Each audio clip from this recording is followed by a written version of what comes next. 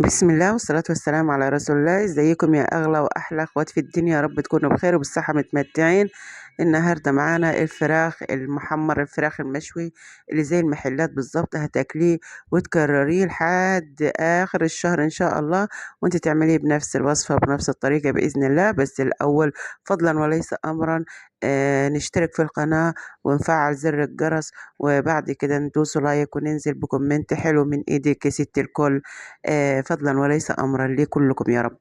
النهاردة معانا صينية الفراخ اللي هي ايه، بفرمت كده ايه، بصلاية على طماطماية على فلفل أخضر، على ايه، على فصين توم، على شوية زيت، على ايه، على عصرة ليمونة، وايه، وكله ضربته في بعضه ونزلت بالبهارات بتاعتنا. البهارات بتاعتنا كانت ايه، عبارة عن بهارات الفراخ، عبارة عن فلفل اسود وملح وكزبرة ناشفة وشوية ايه، ونص معلقة كمون مطحون. كل ده هننزل عليه بالبهارات. بعد كده جبنا إيه معانا ايه، صلصة كده مصلصاها من بتاعت الطماطم بتاعتي.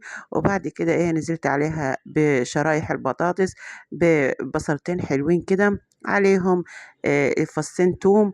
وبعد كده حطينا البهارات، كمون بتاع ده كمون مطحون، وكزبرة ناشفة برضو مطحونة، ومعلقة معلقة فلفل زي حسب الرغبة، وفلفل أسود، فلفل يعني أقصد فلفل شطة، يعني ما نص معلقة شطة كده حطيتها. وبعد كده إيه، حطيت الملح، ظبطت الملح وفلفل أسود، وبس كده. وهنقلب الصلصة بالبطاطس. أحلى صينية بطاطس ممكن تاكليها وتعمليها بالطريقة دي، وانت فعلا هتدعي لي دعوة حلوة من قلبك بإذن الله. شايفين شكل الطماطم وازاي الصلصة لما تكون مصلصة وبيكون بتديك لون خطير، بتديك لون رهيب فعلا في البطاطس، تخلي البطاطس بتاعتك حلوة خالص. وبالذات كمان لما تنشفيها وتحطيها في الفرن وتسبكيها كويس. وبعد كده ايه، هتضيفي عندك شوية شوربة ضيفيها، علشان برضو الصلصة بتبقى ناشفة كده زي ما انتوا شفتيها. ضيفي لها شوية شوربة، ضيفي لها شوية مية لو ما عندكش خالص، وبتستكفي بيها. وممكن تحط عليها الفراخ تستوي منها فيها. بتبقى طعم صينية البطاطس خطيرة، خطيرة بمعنى كلمة خطيرة فعلا يعني. بتبقى متشربة من الفراخ، وبتبقى متشربة أيضا من ايه، من اللي هو ايه، الصوص بتاع الطماطم بتاعنا.